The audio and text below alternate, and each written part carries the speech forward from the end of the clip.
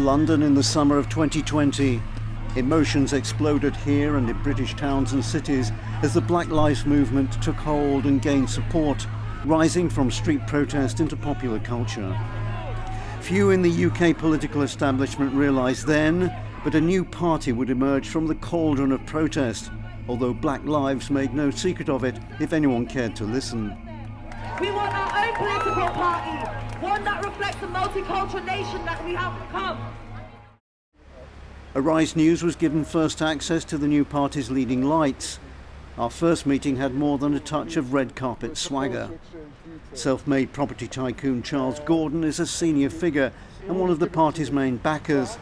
Charles's colleague Sasha Johnson, an Oxford graduate, has already grabbed media attention. Black power! She's been dubbed by critics on social media as a cut-priced Che Guevara. They know they're racist. Get ready to fight them. If they don't bring peace, they know what's going to happen. One solution! Revolution! One solution! Revolution! Meeting her, I had no doubt about her commitment to bringing about social change and the price that may have to be paid. What I want to say is, to me, if it doesn't come in peace, there's only one way that change has ever happened, isn't it? It's through violence. And you support that?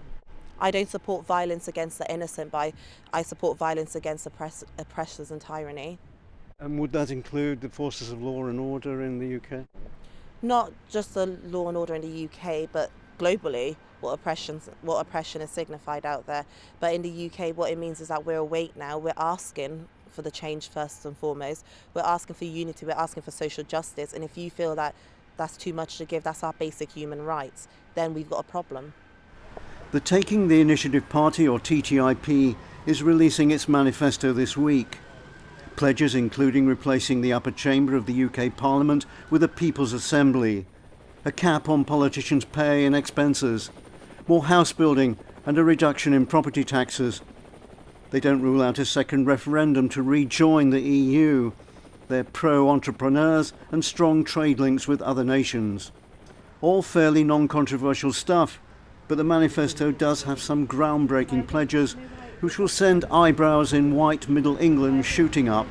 TTIP wants to set up a race offenders list, rather like the sex offenders list, as Charles explains. The objective and the idea behind it was that we feel that there's a lot of systemic racism which isn't being addressed in society, and the objective was to try and create some form of register which allows people who do commit racist offences, and some of them might be minor, some of them might be major, but basically a process where they can be registered and these things can be recorded, because the issue is that when you have racism on any level, the problem is if it's not accounted for in some way or form, or if it's not identified in some way or form, the issue is that those people then go on to become members of society. They become our judges, they become our teachers, they become all of those things, and they go through life with those, what's the word, I mean, for want of a better word, inherent problems, let's say, and I'll put it down as a problem or an issue or even an illness to a degree, and those things aren't dealt with, they're not addressed, and because they're not addressed, then you find that then adds to the systemic racism that we're dealing with in the UK.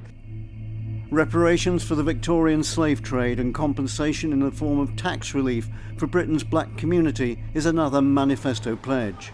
Well, I mean, that is ultimately the amount of people that have been impacted by slavery, and I think that there's no nice way of putting it, and I think, to be fair, I think if people, I mean, and for not wanting to compare it to the Holocaust, but ultimately a lot of people suffered, and it's generations and generations of people that are still dealing with the repercussions of that, and I think that as black people in the UK specifically, there's been nothing done to compensate that, and I think that that's, for want of a better word, just wrong.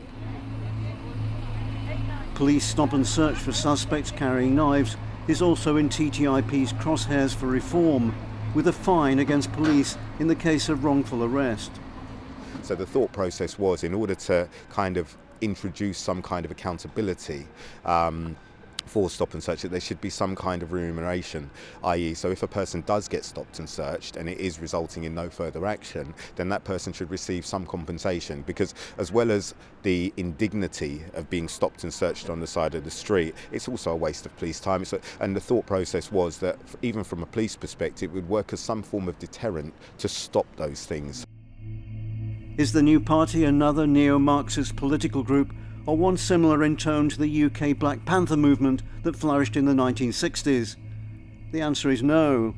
TTIP is in favour of toughening immigration rules, strengthening the UK's armed forces.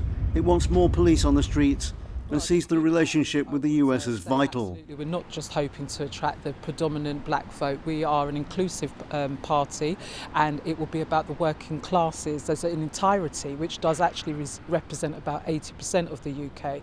And just because I, for myself, happen to be black, it doesn't mean I'm only looking for the black vote. I think that would be very naive. Do you regard yourself as working class? I mean, you turned up today in a Rolls Royce. Well, you've got to live life, haven't you? But I would regard myself as a working class woman, definitely.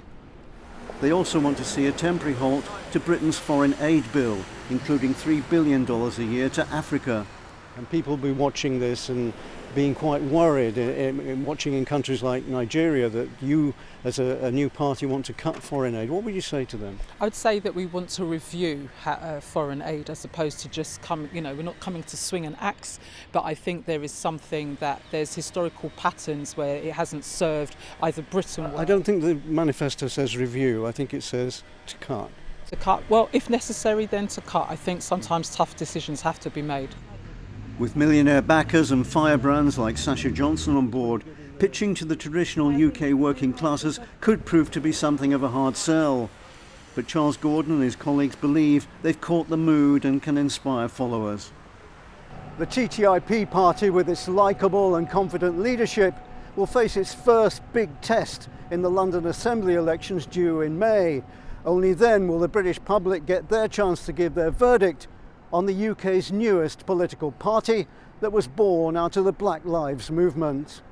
John Cookson, Arise News, London.